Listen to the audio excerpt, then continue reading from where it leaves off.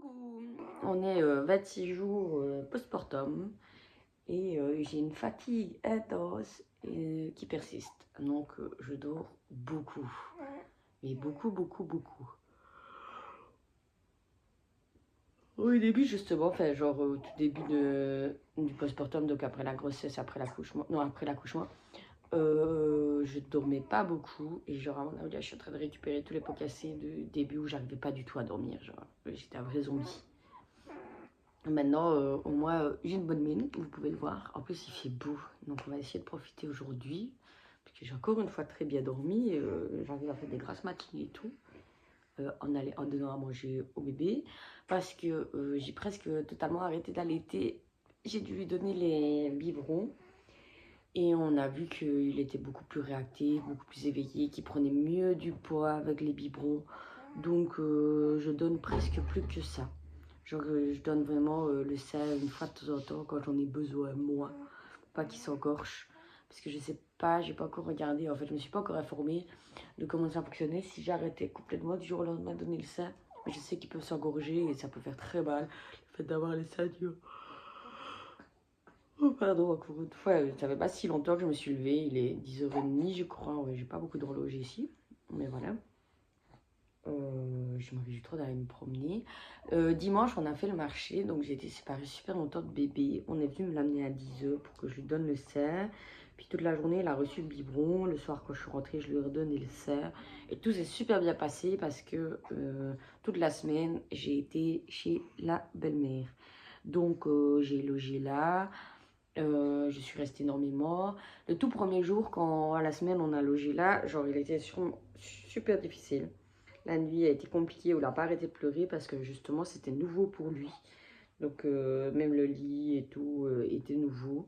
Les odeurs, les bruits, tout a été nouveau. Ça a été peut-être beaucoup d'un coup pour lui. Et puis après, au fur et à mesure du temps, ça a été. Il y a juste un jour où il y a eu beaucoup de monde le soir parce qu'il y avait un année.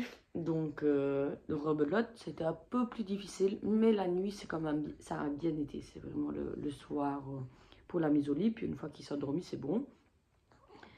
Il mange toutes les 3 heures. Moi, ici, ça fait 27 jours, comme je l'ai dit. Et en fait, en un mois, il n'y a pas énormément d'évolution pour un bébé. Il faut faire attention à ses pieds, qu'ils ne soient pas recroquevillés. Donc, il faut lui faire des massages pour qu'ils se remettent droit. Les mains, par exemple, il a tendance à les fermer fort. S'il avait les poings fermés dans le bidou, ben, il faut lui faire des guilis au milieu de la main pour qu'elle s'ouvre tout doucement. Au niveau de la vue, ben, si on est tout près, il a tendance à capter. Et encore, il ne va pas très bien. Mais on peut s'amuser avec des jeux de lumière pas trop intenses, vraiment légers pour le stimuler. Mais sinon, à moi, bébé, ça se stimule pas plus que ça. Donc voilà, il se réveille quand même légèrement plus parce que, encore une fois, grâce aux bébés qui sont, à mon avis, je sais pas s'ils sont plus vitaminés ou plus consistants peut-être. Mais ouais, il n'y a rien à faire, ça lui va mieux. Donc je me suis résignée. Oui, je me suis dit, tant pis, on va devoir lui donner un peu plus de bibi.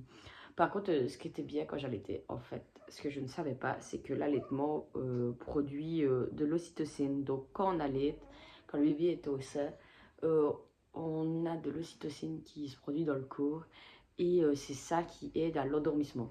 Donc, au final, je dors peut-être plus, mais moins bien. Donc, je dormais moins au tout début quand je l'allaitais exclusivement, mais en moins, je dormais mieux. Et plus parce que quand ici, je recommence à avoir le rythme où j'essaie de dormir le maximum toute la nuit et puis après, alors me réveiller la journée.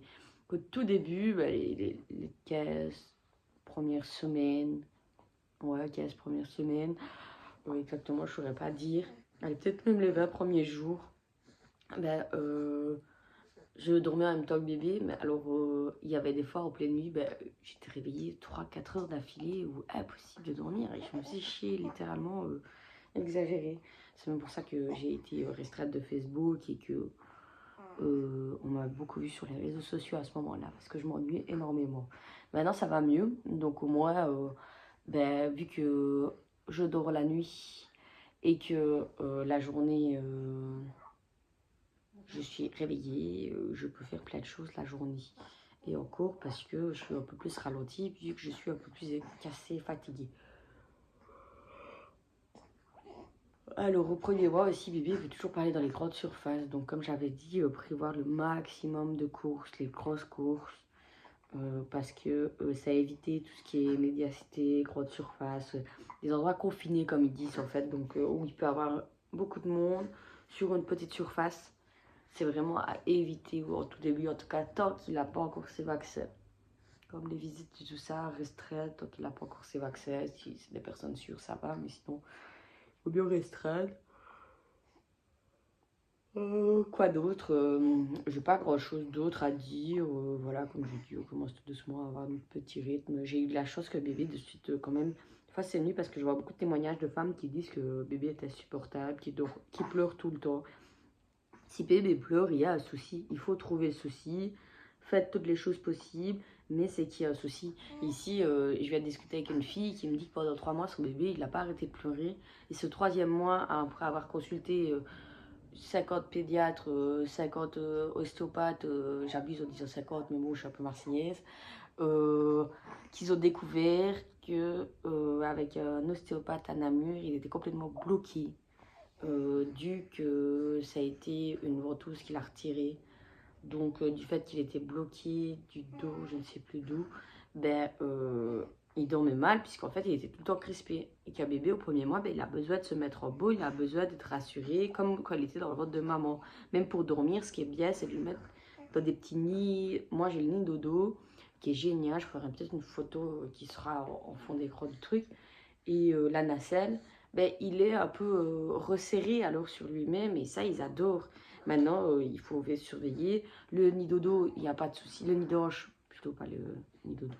C'est le nid d'ange qui est dans le cododo. Ça, il n'y a pas de souci. Il peut rester des heures. Et moi, j'ai mis le cododo un peu en biais. Parce que comme ça, ben, s'il régurgite, ben, ça va pas trop. Il ne risque pas de s'étouffer. Et en plus, ce qui est bien, c'est qu'ils ne savent pas, comme nous, ben, dégager leur nez. Donc, en fait, toutes les grâces, s'il est tout droit, risque de s'accumuler dans le nez. Alors, il faut lui mettre du liquide physiologique, comme normalement on vous a expliqué. Mais ça risque de trop s'accumuler dans le nez. Donc, le fait de le mettre en biais, les crasses ne restent pas. Et ça s'évacue mieux, parce que soit il va les avaler, soit ça ressort. Mais ça ne reste pas comme s'il était à l'horizontale. Et alors, je parlais du nid d'orge. Ce qui est bien, c'est qu'il peut rester tout le temps, parce que c'est sur une surface plane. Si vous le mettez quelque part, il ne faut rien en dessous. Donc si vous voulez le mettre en biais, le mieux c'est d'avoir réellement toute la surface qui est en biais. Et j'expliquais ben voilà, la nacelle, le maxi-cosy, tout ce qui est autre truc où c'est pas un matelas tout plat. Il ne peut pas rester plus de 2 heures parce que c'est très mauvais pour sa colonne vertébrale qui n'est pas encore musclée. Donc voilà. Ici, je ne sais pas si j'avais dit dans l'autre vidéo, on va commencer la prise de rendez-vous pour les vaccins, puisque c'est à 8 semaines qu'il y a le premier vaccin obligatoire en Belgique.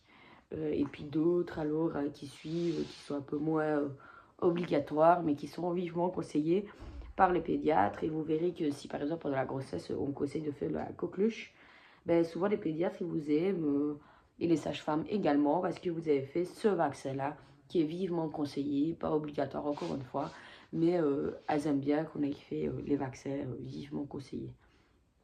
Donc voilà. Je n'ai pas rien d'autre à dire, je crois. J'ai tout ce qu'il fallait dire, comment c'est stimuler bébé le premier mois. Il fait beaucoup de dodo, quand il est réveillé, il n'y a pas grand chose à faire à part le regarder, discuter avec. Discuter avec aussi, ça apporte beaucoup à bébé, énormément. Donc voilà, j'ai d'autres du bruit dans mon couloir. Je n'ai pas l'habitude de parler toute seule, donc ça fait bizarre. Et je vais couper là.